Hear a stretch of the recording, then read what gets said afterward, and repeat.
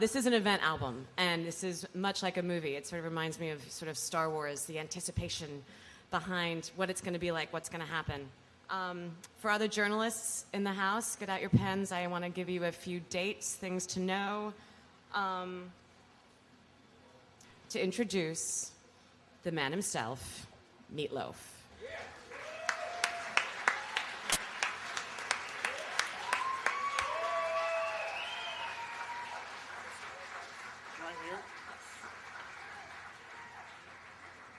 The reason that I'm going to have a seat here is because my name is there. I'm good at that thing, and it is. It's. These things are always funny, and I found this as I came in at 5 o'clock to be very humorous because I love the Gothic chairs and candles, and see there's candles and the whole graveyard thing and Halloween, and it's the other thing that is absolutely incredible is that as a man, it doesn't make any difference how old you are. And in the dressing room, the only bathroom was the woman's bathroom. And it's such a feeling to be able to go into the women's room. I mean, even as a grown man, it's absolutely spectacular. You get this whole little energy thing going on. I'm in the women's bathroom. This is fantastic. Now I know what they do in here. Okay, go ahead. Well, now you know all our dirty secrets then. Every one of them. I know all about women now. Okay, go ahead. You have some questions for me. 14 years. 14 years between bat 1 and bat 2. 14 years between bat 2 and bat 3. You're very good at math. I'm good at math. I'm statistics girl. I am the editor of Billboard. I have to know my numbers. 14 years.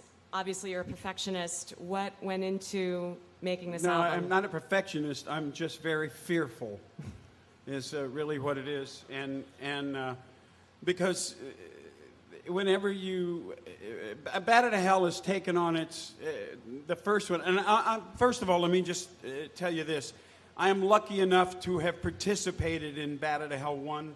I'm lucky enough to participate. What's wrong?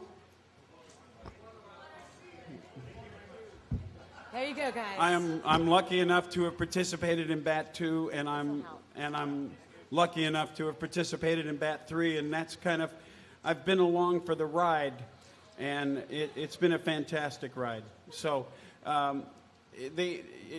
everybody here, and you're here for a reason, and you go, oh, and the first reaction to Bat Out of Hell 3 is, oh, Bat Out of Hell 3, and your second reaction is, yeah, right. I don't think so. They're just doing it as a marketing tool. You're right. It is a marketing tool, and it's a damn good one. And yeah, it is. And we'd be a fool not to tell you that.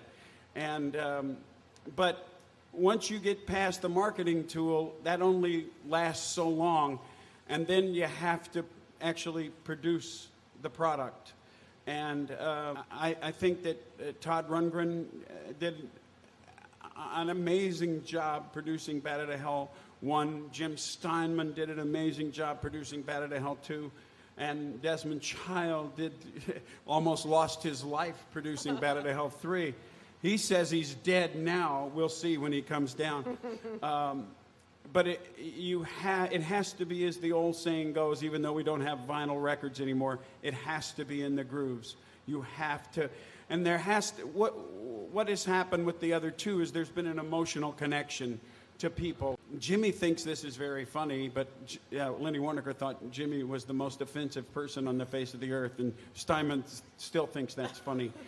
And but anyway, thank God for Little Steven, as I've known him for many years, Miami Steve Van Zant from the E Street Band, who told Steve Popovich, who had been head of A&R for Epic and started his own label, that the beginning of Took the Words Right Out of My Mouth was the most spectacular 20 seconds in rock history. And Miami, whatever Miami said at that point was golden. And thanks to Miami Steve and Steve Popovich. Go ahead. Obviously, there's a lot going on prior to Desmond getting involved in the project. Can you explain a little bit about the process before Desmond got involved? Absolutely. Before Desmond got involved, we had another producer lined up, and who is in his own right a fantastic producer. I had some questions about him only because I'm used to working on Batted to Hell Records with songsmiths. They're similar to blacksmiths, only they write songs as opposed to deal with horses. And you can smile at that. I don't mind. So anyway, but see, what happened was Alan Kovac, even though he was telling Desmond, no way, it was a ploy, because he called me and said, what do you think about Desmond Child? I said, that is fantastic if he will really come to the ballpark and really work and do what Desmond is capable of. So I decided that I would take a meeting with Desmond Child. So I decided that I would be ultra cool. And I would go in very nonchalant and pretend I really didn't give a fuck whether he produced it or not. It worked. He produced it, and I did, like I said, I got on the Desmond Child train, and I went for the ride of my life, folks. Thank you. Thank you, everyone, for coming. And again, please stay and listen to the album. And thank you to everyone. Congratulations on some really great work. Yes, absolutely. Thanks to Todd, Desmond, Marion, Nikki, and of course, Meatloaf, everybody. And we're really excited about this record. Thanks.